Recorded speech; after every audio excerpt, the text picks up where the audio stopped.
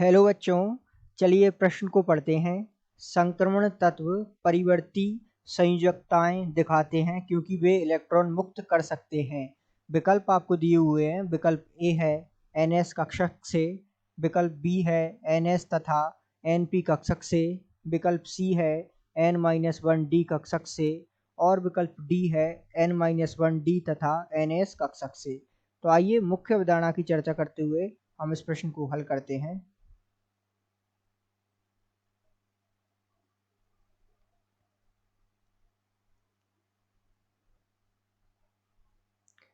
तो सबसे पहले मुख्य अवधारणा के रूप में यहाँ आपको एक बात अवश्य समझनी होगी कि हम जानते हैं संक्रमण तत्व जो डी ब्लॉक के तत्व होते हैं, यदि हम बात करें उनकी 3D श्रेणी के तत्वों की, अर्थात संक्रमण तत्व की 3D श्रेणी के तत्वों की बात करें तो वो होते हैं scandium, titanium, vanadium, chromium, manganese Mn, Fe iron, CO cobalt, Ni nickel, Cu copper तथा Zn जिंक। तो ये जो है 3D श्रेणी के तत्व है, अर्थात स्कैंडियम 21 से लेके Zn 30 तक।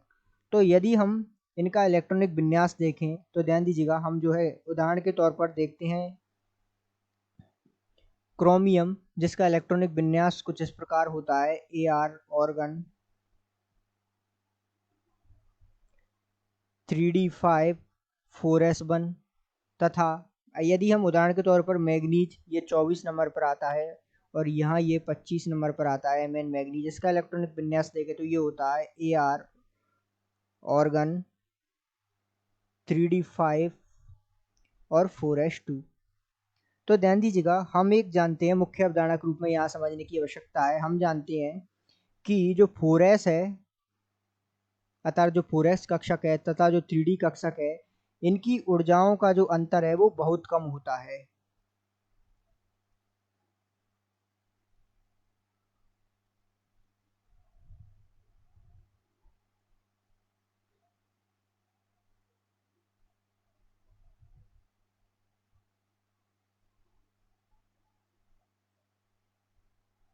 जिस कारण से ये अपने इलेक्ट्रॉन विन्यास का जो है विस्तार आसानी से कर पाते हैं।